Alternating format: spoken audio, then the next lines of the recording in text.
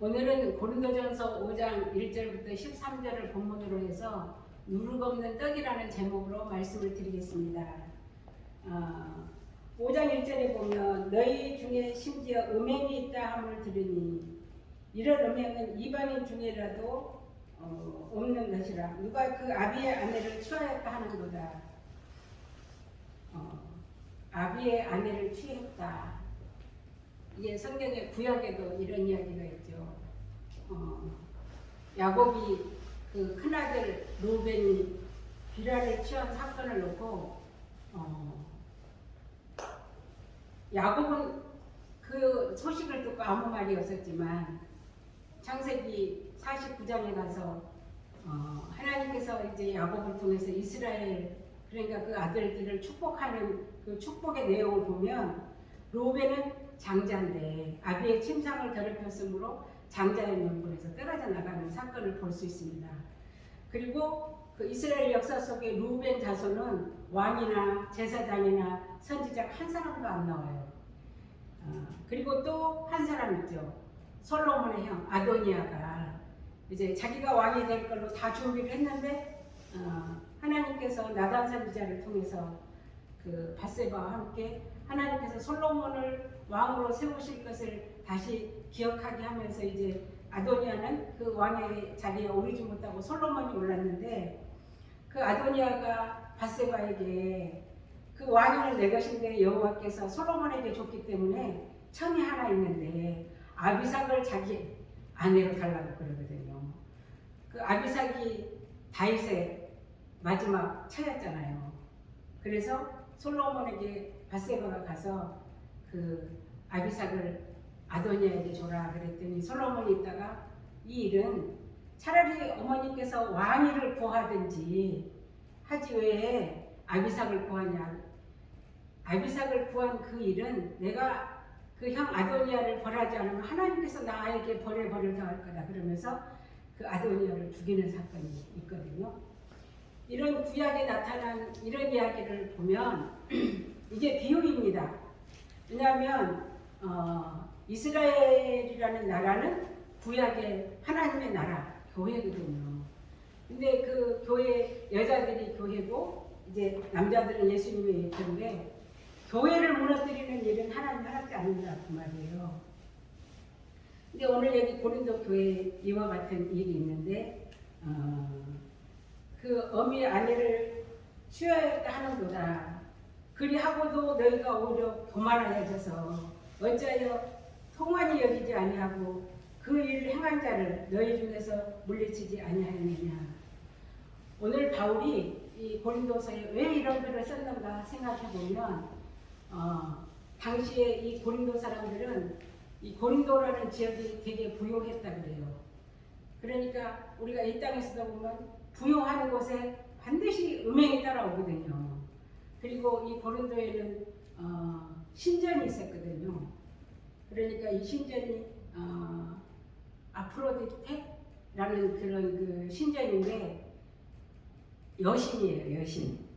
그러니까 이게 구약에 보면 바알과 아세라 신이 있고 그 바알과 아세라 선지 그 신전에 들어가서 이스라엘 백성들이 늘 음행한 사건을 하거든요. 그것이 그들의 가나안 사람들의 제사였단 말이에요. 왜 그런 일을 하냐 그러면 이렇게 함으로 인해서 그 후손들이 많아진다는 그런 신앙을 갖고 있었기 때문에 고린도에도 이 신전이 세워져 있었고 이 신전이 여자 신전이거든요. 그래서 여기에 1000명의 사제가 있었다 그래요. 여사제가. 그래서 남자들이 합법적으로 거기에 가서 이 성관계를 함으로 인해서 자기들의 그 후손이 많아질 거라고 하는 이 신앙을 갖고 있는 사람들이 이 고린도 교회에 들어왔다 그 말이에요. 그러면 이것을 버려야 되는데, 끊어버려야 되는데 이때 또 어떤 일이 있었냐면 영지주의가 한참 발달할 때라서 우리가 영은 이미 하나님 앞에 구원을 받았고 이 육체는 아무렇게나 살아도 괜찮다라는 이 영지주의 때문에 이 사람들이 이 교회에 들어와서 이런 짓을 해도 내어 쫓아야 되는데 내어 쫓지를 않는 이제 그런 상태에 있었기 때문에 오늘 바울이 이 문제를 다루고 있거든요. 내가 실로 몸으로는 떠나 있으나 영으로는 함께 있어서 거기 있는 것 같이 이 일을 행한 자를 이미 판단하였노라. 주 예수의 이름으로 너희가 내 영과 함께 모여서 우리 주 예수의 능력으로 이런 자를 사단에게 내어주었으니 이는 육신은 멸하고 영은 주 예수의 날에 구원을 얻게 하려 합니다. 그러니까 이 사람들은 영은 이미 구원받았기 때문에 요건 마음대로 해도 괜찮다고 하는 이 사람들을 지금 바울은 이 고린도 교회에다 편지를 하고 있잖아요. 그래서 고린도 교인들과 함께 영으로 하나님의 말씀으로 이런 자들을 내어 쫓아야지 된다. 내어 쫓는다는 것은 교회 안에 들어온 사람을 내어 쫓으면 누구한테 내어주는 거예요? 바로 사단한테 내어주거든요. 그래서 이 사람이 다시 교회 밖에 쫓겨나서 이 일이 잘못됐다고 돌이키면 그리고 돌아오면 받아주면 되거든요. 그래서 주 예수의 날에 구원을 얻게 하려 합니다. 돌아오면 다시 구원함을 받을 수 있지만 만약에 그 일이 옳다고 생각하고 그 교회에 계속 고린도 교회에 머물러 있다면 이것이 이제 다른 사람들한테도 퍼져나가서 교회 안에 이제 이 묵은 누룩으로 인해서 다른 사람들에게도 이런 사상들이 전파될 것이기 때문에 내가 쫓아야만 교회가 온전해진다는 이야기입니다. 그래서 6절에 보면 너희의 자랑하는 것이 옳지 아니하도다.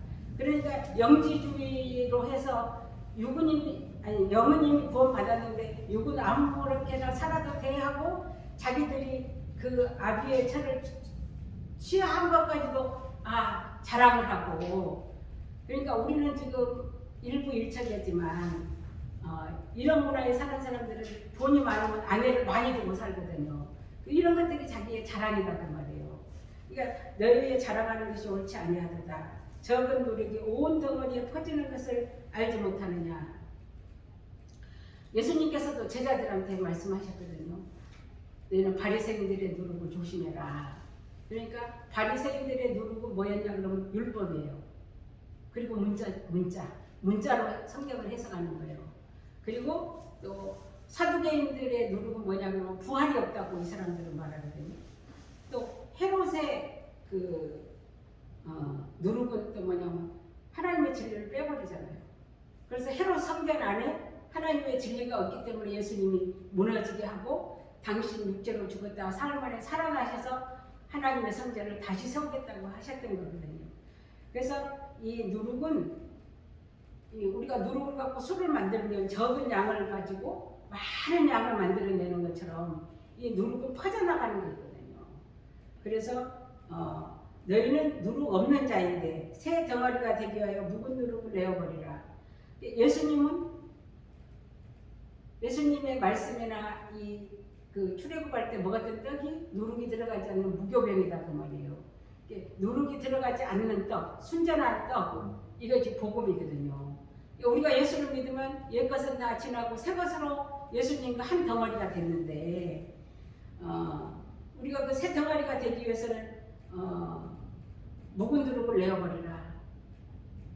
교회 안에 들어오기 이전에 있었던 그런 생각들, 그런 누룩들, 들어온 사람들 중에서도 바리새인들을 쫓았던 사람들은 부활이 없다고 하는 사람도 있었을 것이고, 또 바리새인의 그 누룩은 또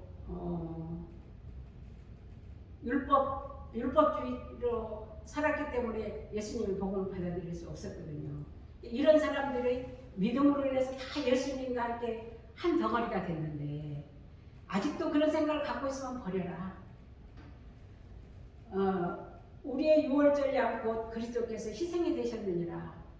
그 묵은 누룩을 버리고 새로운 무교병으로 우리에게 생명의 떡이 되신 그 예수님이 십자가에서 희생되심으로 우리의 그리스도가 됐다.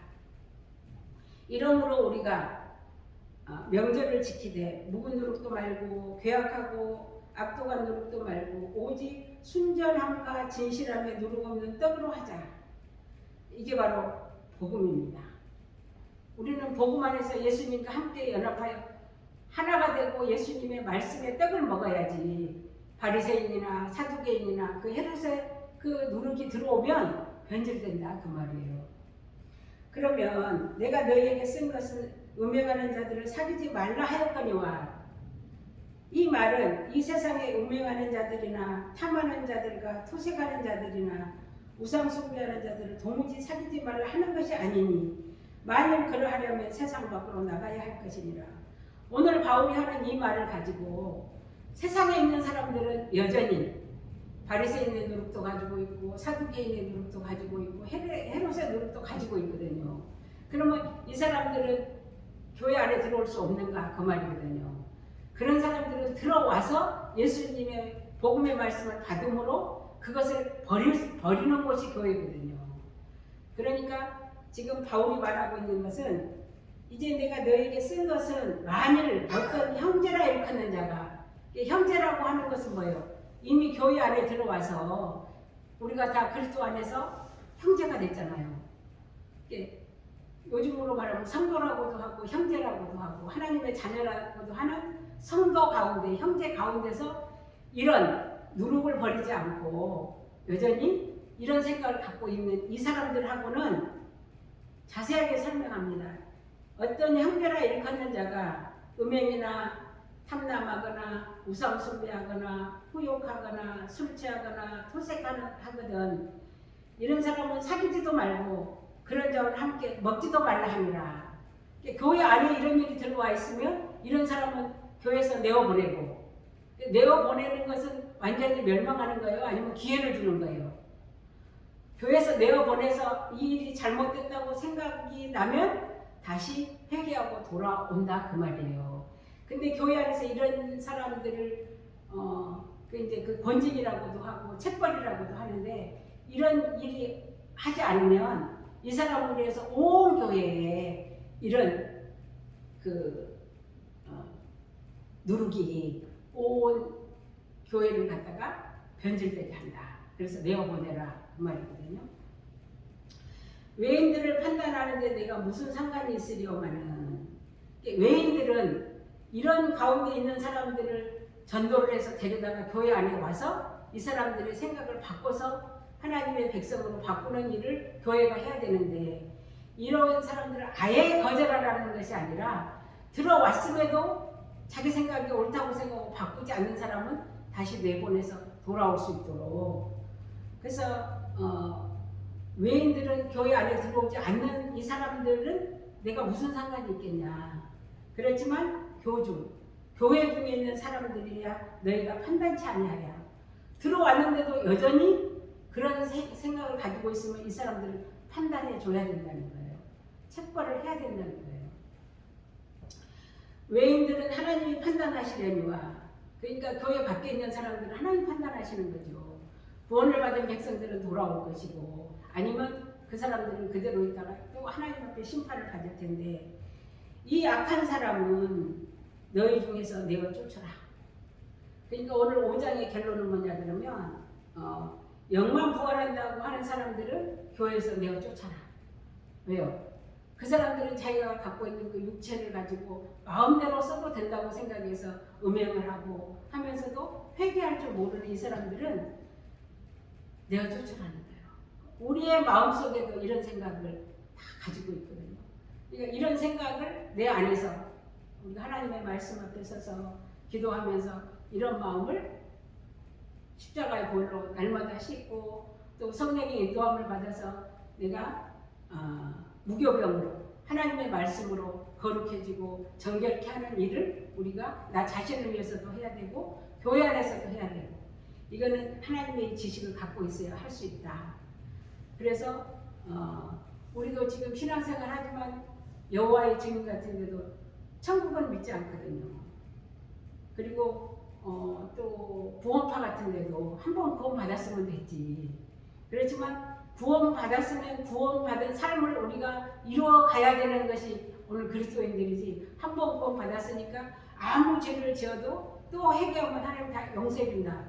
그건 뭐예요? 마음대로 살아도 된다라고 하는 이런 생각들은 영지주의에서 온 그런 사고방식이다. 그래서 오늘 이 고린도전서 5장은 조금 좀 말씀드린 것처럼 영만 부활한다고 생각하면 안 된다. 그래서 이 고린도전서 15장에 가면 바울이 부활에 대해서 아주 길게 설명을 하고 있거든요.